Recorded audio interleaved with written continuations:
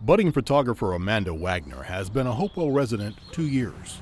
I was in and out of inpatient, outpatient hospitals since I was 16 because I was very depressed, and I was diagnosed with schizoaffective when I was 21 years old, and my father passed away, so that really just took away my life pretty much. A life she's trying to rebuild while at this tranquil site just a mile outside the hamlet of Mesopotamia, where horse-drawn buggies share two-lane roads with pickup trucks, and neighbors are few. There is no typical story about how or why a person winds up at Hopewell, but like Amanda, who's from Texas, many are not in their first residential treatment situation. When I think about the future, I feel scared. Why? Because you don't know what the future holds. It's kind of how I believe it. Amanda knows she is fortunate. Hopewell is one of only 5 therapeutic farm communities in the United States. Each has its own focus and approach. Hopewell stresses 4 pillars of treatment: the healing power of nature, meaningful work, participation in a therapeutic community, and clinical engagement, including individual and group therapy and adherence to prescribed regimens of psychiatric medications. Medication remains critical. These mental illnesses cause significant challenges, and the medications can help. They can put them in a state of mind that allows them to take advantage of what we have to offer here at Hopewell. Watercolor kind of has a little bit of a life of its own, so it's really important to just experiment with it and sort of see what happens. Hopewell's 60 full-time, part-time, and associated clinical staff outnumber the residents, about 30 or so during our visit. Every one of those employees has a special skill set. Program Services Supervisor Jack Childers lives on the farm full-time. He oversees the residents who do much of the daily work here.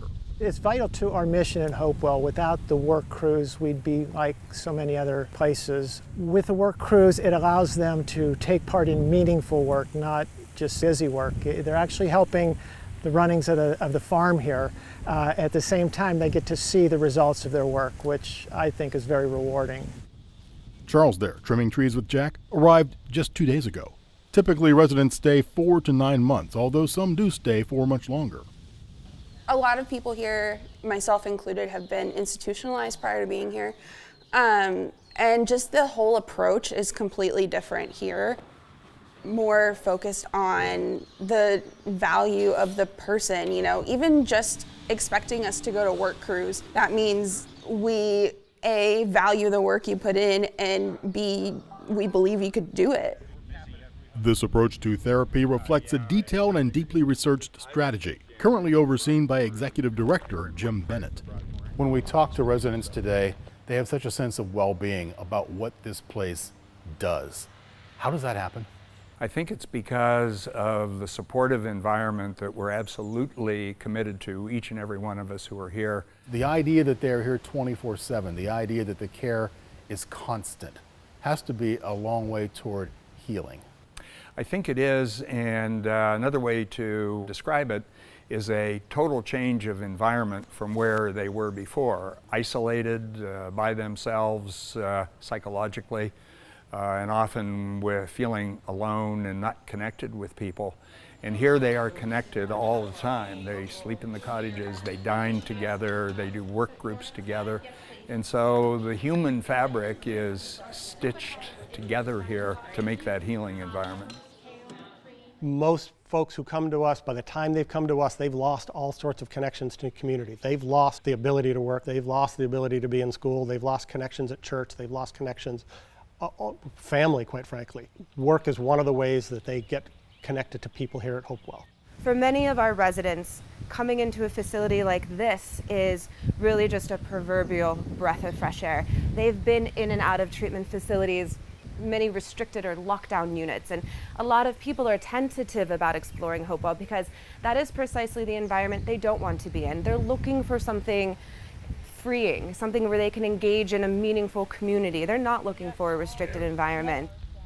They come in, this will sound dramatic, but shattered. They come in having spent the last year and a half of their life just not living any kind of a life. And for the most successful, and most people that come here get to some degree of feeling confident that they can go out and live a more independent, rich, full life.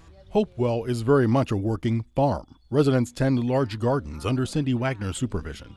What they grow supplies 90% of the vegetables eaten here, and the residents know their contributions matter. When we plant seeds in the garden, we watch them grow, just like all of us, you know. We grow. That's the best part about Hopewell. About mid-July, end of July, they start coming up red-faced. Wellness educator Jennifer Miller has turned the crops grown here and the animals raised here into meals for 8 years now. She says good nutrition directly impacts mental and physical health, and eating well is part of the treatment. Nutrition is vital in the development of the mind as far as mood, memory. So the more whole foods, the more healthy foods that we can give them, the better off they're going to be mentally. There wasn't anything here. There was nothing close to Cleveland, and I saw there was a need. The vision of what Hopewell could and should be and the driving force to create this community came from Clara T. Rankin. Now 102 years old and wearing her signature blue hat, she invited me to her garden to talk about Hopewell. I wanted a peaceful place where people could go without feeling stress and where they could work with the earth, because I feel that's very important, to be able to put your hands in the soil. And I think that working with something like that is very healing. But is there more than anecdotal evidence that this emotional healing, manifested through hard work and service, actually helps?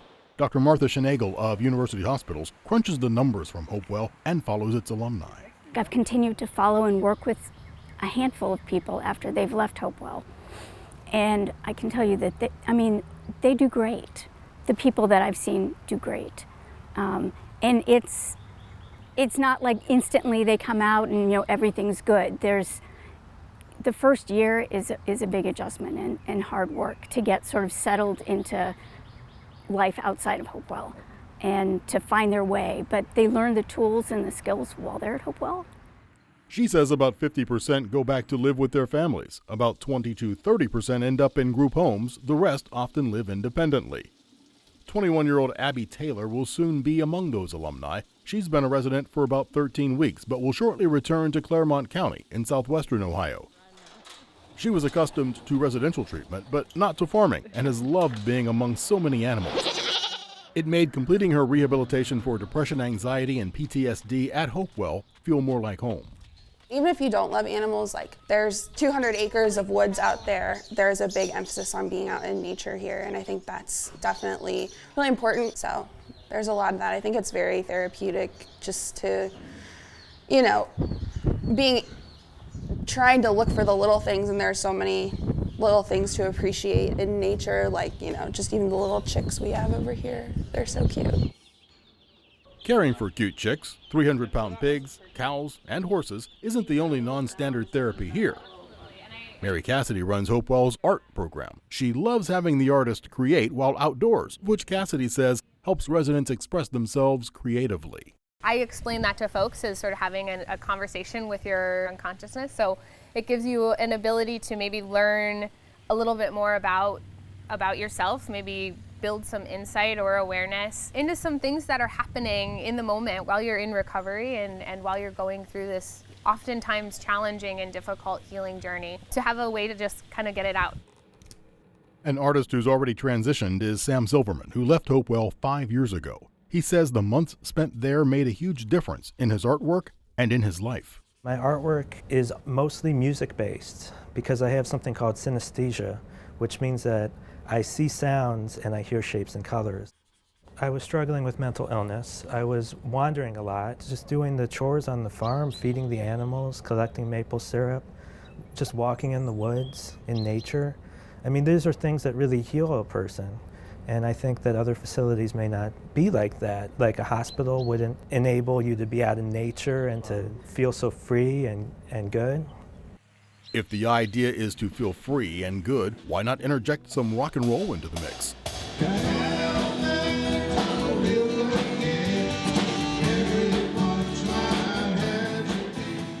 Yes, it's a cover band playing Tom Petty songs. Called Musical Journey, its rotating cast of musicians includes mostly residents. but on guitar is Jim Miller, band leader and another Hopewell therapist. He says his players bond and learn responsibility from behind their drums, keyboards, and other instruments. Music, I think, is the greatest therapy. Number one, you forget all your troubles while you're working on it. You have to concentrate and work on the music. So not only is the time spent, maybe the 3 months we spend working, a process that is in many ways spiritual and in many ways healing, but it's a great sense of accomplishment for everybody. The surprise ending! That sense of accomplishment is not always shared by insurance companies. Months of intensive residential care that can carry a price tag of hundreds of thousands of dollars is not cost-effective in their eyes. Limited or even non-existent reimbursements have kept the number of people who could benefit from Hopewell's program well below its capacity. Residential treatment in general costs between $10,000 and $60,000 a month. Hopewell officials say its costs are toward the lower end of that scale and that most residents rely on their own resources, along with limited insurance benefits. And the farm does work with some families to help subsidize some costs. The impact that places like ours are going to be able to make is going to be constrained unless and until insurers and government funding start to realize that if you want to help people be independent and recover from mental illness, you cannot do it through short stays in institutions. Would you like to see the Hopewell model expand across the states? I think there's a big need. I think it would be good if somebody could do it. Each place that in the group of 5 that we know about that are similar does it in a slightly different way. So who knows if they would ever call it a model for them to do that. But this has been thought about quite a bit, I think, at Hopewell in the board discussions. Mental health is a journey that involves a lot of people, but at the end of the day, it's work that I have to do myself and that I have to hold myself accountable for. But to have this community of people around me cheering me on and, you know, who are there when I ask questions or I'm having a bad day, there's a lot to be said for that support. To be, yes, this is in a lot of ways a journey that I have to take myself, but I'm never truly alone. You know, there are always people on the sidelines cheering me on and helping me.